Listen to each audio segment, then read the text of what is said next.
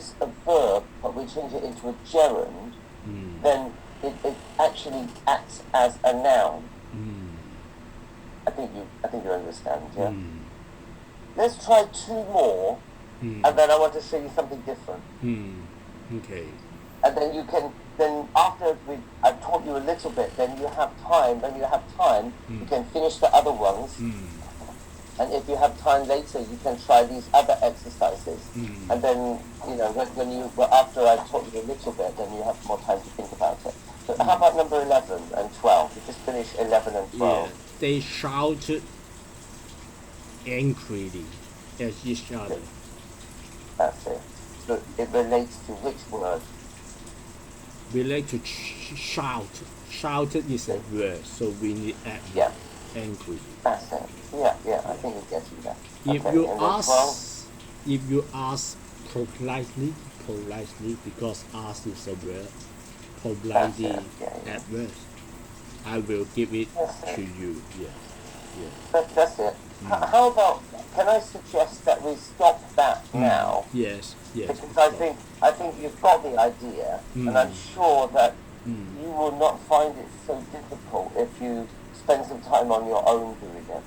Yes. You can, if you want to do it in the Word file, you can just send me the Word file. Yes. And I will just check it for you. Like this, you can write your answers on here, and then send it to me, and I can just check it for you. Maybe after, I think I can handle it all on myself. I will send it later. Tomorrow, yeah, no problem. Thanks. I mean, whenever you have time, it can be next week or something. Thank you. Up to you, but just, it's good if you send it to me so I can check that you've understood. Thanks. And also, this one, I'm afraid you cannot write. Of course, the only way you can do it is if you print this. Yes. And then you write on the page, of and you scan it and send it to me. You can do that if you like. Yes, of course. I will send it. I will complete them. I will complete the pages and scan them and send to you. Yeah. Yes. Great. Okay. Yeah, so, if you're okay, Perry, I'd quite like to show you something about the emails that I sent you this morning. Okay. Thanks. Do you want to have a look? Yes, of course. The thing that I want to show you is, I want to remind you of the thing that you quite often make the same mistake with. Okay. It's just a comma. But the commas are quite important because they separate the different parts. And because of the nature of your writing, the complexity of it, the fact that you quite often have different parts in the sentences. I think I don't want to start with this one, actually. I want to start with the long one. Okay. I put 3 here. I'm sorry, I didn't realize that you could send me these. But this is what I want to start with. Okay, thanks. Just to show you, I'm sure it's too late now, and I'm sorry. But anyway, for next time, at least you can learn something here. Thanks. So if you look at the first sentence, we refer to your letter dated the 7th of May 2020. You see, you just need a comma. Okay. Maybe it seems like a very tiny mistake, and it's not so important, but it makes it harder to read when you don't have the commas in the right place. Okay. So what you can learn here is that the difference between whether we are using a relative clause, here you have the relative pronoun, and here you have the preposition that goes with the relative pronoun. So then this whole part here,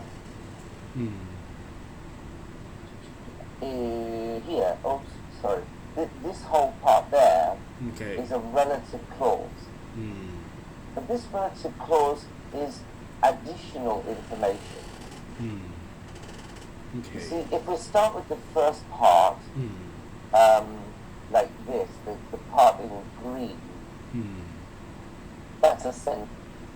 That's fine. You don't need to write anything else. I mean, like, I could just stop there and say, we refer to your letter. You see what I mean? Yes. There's nothing missing there. as a sentence, it's correct. We have a subject, a verb, and an object. The subject is we, the verb is refer to, and then we have your letter dated the 7th of May. Now we could even just take this away. We could take away the last part, right? We could just say we refer to your letter. Now there's nothing incomplete about that sentence as it is. But obviously you want to explain which letter you're talking about. Yes. And also you want to give some additional information. So to say what you are doing here, which is fine. Then you have another relative clause, because here you have again a relative pronoun which, same thing, in this case you have a preposition before your relative pronoun, and this is part of the next relative clause structure. So my point is that when you are structuring a relative clause, you have to think about whether that relative clause is necessary in a sentence to define something, or whether it is additional information and therefore non-defining. If it's non-defining, does not provide a definition of which one you're talking about, then you need to put commas. And it seems to me that's quite a consistent mistake. I'm not sure, did you write this or your colleague wrote this? John write this. John, you wrote it. Okay, so anyway, John. Whether you're proofreading your colleague or you're helping or doing some parts, it's good for you to know. So the same thing is true. If you look at the next paragraph, here, 2018, again you need a comma, because this is again additional information. And the same thing with the next one, where you have the reference. Again, it's not defining. You see, this clause here that I've underlined doesn't give a definition of the letter. Can you see that? Yes. It doesn't define which letter. Like if I say, for example, it's the letter which you sent me last week is incorrect. There, the relative pronoun refers to the letter. And in this case, this relative clause here is defining.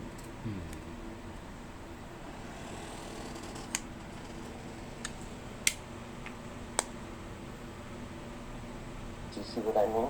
Yes. So that means that there should be no comma before that one. Let's keep going and see where, which is, okay, if we go back to here, you can see limited, this one here, LGS Asia, limited, again, comma. Can you see why? That this, a company set up by Mr. Franks, this part here, this is not a relative clause, it's an inserted phrase. It's just, in this case, I'll give you a simpler example. If I say, Terry Lee, one of my students is having a class, then that one of my students here, this part here, is what we call an inserted phrase. But just added into the sentence. Just like if you said, for example, our director, Mr. Chan, is coming to the meeting tomorrow. Again here, Mr. Chan. as an inserted phrase. So the same thing, there are several times that you do this either with relative clauses or with inserted phrases, where you don't separate the information from the rest of the sentence. I think it's quite important to separate it because it makes it much easier to read when you're reading. Otherwise, it's hard when you have longer sentences, because you have quite a lot of information sometimes in your sentences. It means that when you're reading, you have to get to the end of the sentence before you can process the information in your mind. The comma helps people to process the different parts of the sentence. Let me just see for some more.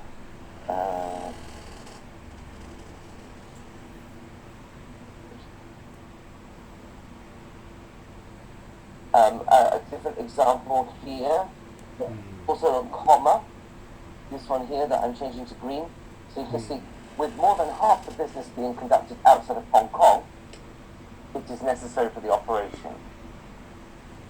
So again, it's a different reason, but it's the same mistake that you don't have a comma.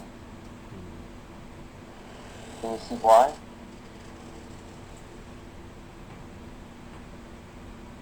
Not sure. Why? Sorry, why? It's okay. I think I can make a sentence for you like this. With his,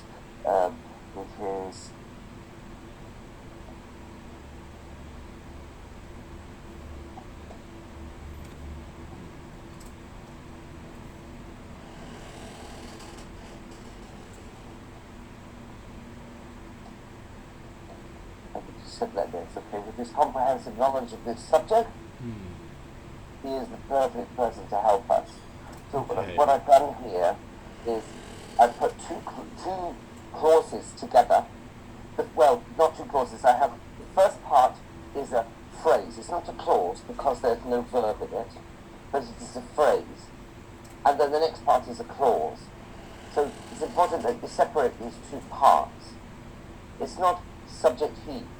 You have to show the two parts of the sentence.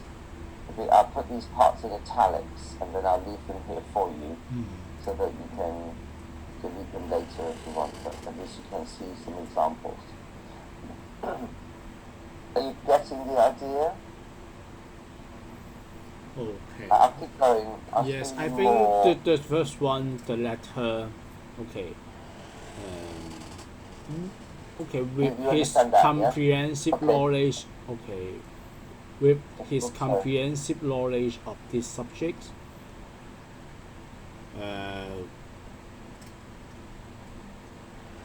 it's just the two parts of the sentence. Which just at which he is the perfect person. No, you don't need to change it. All you need to do is make sure that you have the comma. Okay. I'll give you a different example.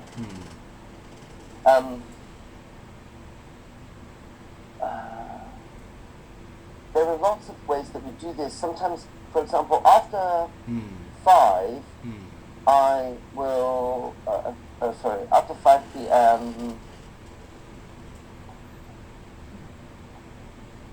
like this. After 5 p.m., I will be able to help you. Now, in that sentence, you don't really need a comma because it's so short. But you could put a comma because you are separating the first part from the second part. But you don't have to put the comma there. That comma is optional in this case because it's such a short sentence, and also after 5 p.m. is just a time phrase. But if I say, after the meeting that we had last week, I have decided that, something like that, then in this sentence, it's better to separate the two parts with a comma. Because the first part is a bit longer, and it contains a relative clause. Can you see the difference between the two? Yes. Yes. Let me show you. Then I'll keep going and I'll show you other examples.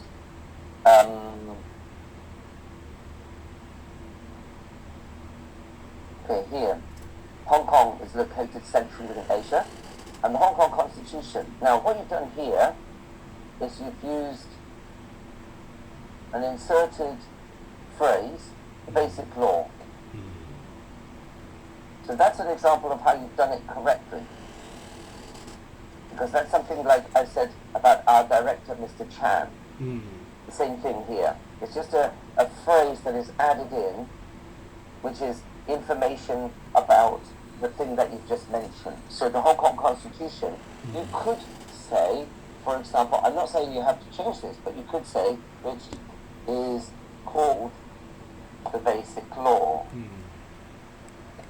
Do you see? But you don't need to do that. Just putting the basic law is good. It's perfectly correct. But I just want to show you how this is an example where you've done it correctly. That inserted phrase. But sometimes you have longer inserted phrases that you haven't separated from the rest of the information. So the next one here is basic law is founded upon the common law. Now, is it common law which gives? Are there different types of common law? One kind of common law. Common law. So yeah. Do we need to define what common law is? Which common law we're talking about? Basic law.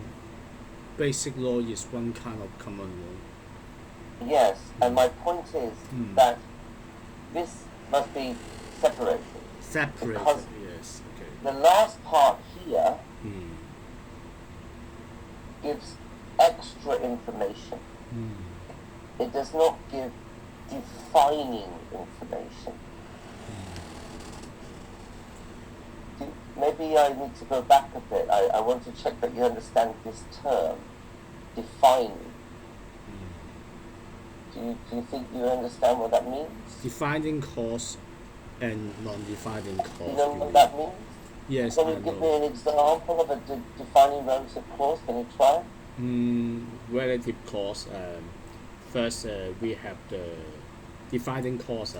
I have two brothers. Okay, so I need to make the dividing clause. Okay. I remember this is the example you used last time. Yes. My elder brother, Ginseng. Yeah, who live in Hinshui Wei. This is a no comma. Who live in Hinshui Wei. Yeah. My elder brother, Ji Sheng, who live in Chun Mun. I have two. But so far we don't have a sentence. Yes. This is not a sentence. This is not a sentence. Okay. My elder brother, Ginseng, who live in Tinshui Wei, likes singing. Okay. Yeah. Now we have a sentence. Yeah. Who live in Tinshui? In Tinshui Wei, likes singing. Yeah. Okay. My elder brother Ji Sheng, who live in Chun Mun.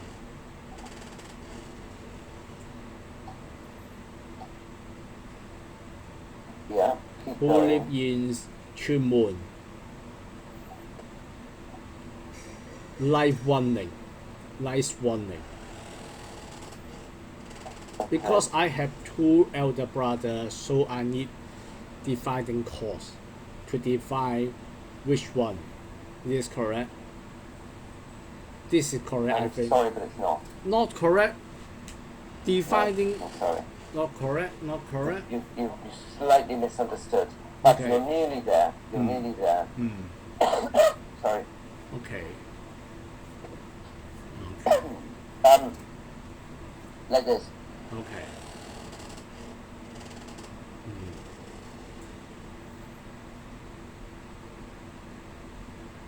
Okay. Okay. Oh. Okay. Now correct. Now correct. Now correct. Now correct. Okay. Can you see why? The first one, my elder brother, Gin Sing, who lived in Tin Shui Wei, like singing. Why you use non-defining cause? Because I have two brothers. Are you talking about sentence number 2? Number 2, yes. I have Okay. First, I have two elder brothers. Okay. Because it's simple like this, okay? Because you have said their name. I said their name. So You see, in number 4, no name. no name. Okay. Then we need to define which Okay. one. Which one? So that means that this is defining because there's no name. So you need to define. Because you Define. have two elder brothers, Yes. that means we are using this clause to define which one we're talking about. Okay. But if the names, then you've already defined. If you look at number 2, this my elder brother Kim Sing, is it S-I-N-G or S-H? I don't know. But, S-H-I-N-G. the point is that Okay, you have... no problem. Is it? I thought it might be. Okay. Yeah. But anyway, the point is that you have already defined which one by Yeah. using the name. Yes. I remember that I gave you this example before. Let's use this example. I say, if I say like this, Li That's Shing. Yeah, my name. of course Yeah. you're Xing, so it must Yeah. be S-H-I-N-G. Yeah. Okay, so Yeah. Xing, Yes. Yes. Like singing, so yes. here, Yes. do you see that Li Taxing is already fairly clear who we're talking about? Yes. But if I said, for example, the Li Taxing Yes. who is my student, that's singing, but the Okay. Okay. Oh, understand. is your student doesn't. But do you see what I mean? Because usually when we use somebody's name, Okay. usually it's clear who we're talking about. But if I talk about that there are two Li Taxings, Yes. Okay, then understand. maybe we need to define which one. So the Li Taxing who is my student. So sometimes, for example, there might be lots of people with the same names. Yes, very common name sometimes. David Lee, very common in Hong Kong. Peter Lee, very common in Hong Kong. Yeah, yeah. But let's say, for example, Yeah. let's say normally when we say somebody's name, Yes. the other person knows who we're talking about. Yes. It's not likely that you use a name and the other person doesn't know who you're talking about. If I say, let's say, for example, like this, if I say, there is a man called David Lee, right? Then when I talk about David Lee, I no longer need to define him because I've already mentioned this guy, David Lee. Okay. Let's keep going. I think you're getting it. I want to show you more examples because I feel that more examples can help you to understand. So here, number 10, this is not a relative clause, but it still needs a comma. Because you have, this includes the protection of clients' assets, whether human, real, or commercial. So that is another type of phrase that we have added. I hope you understand the difference between a phrase and a clause. A pen is a phrase. A nice pen is a phrase. There's no verb in it. You see? But a clause has a subject and a verb. This one is not a clause, but it is a phrase.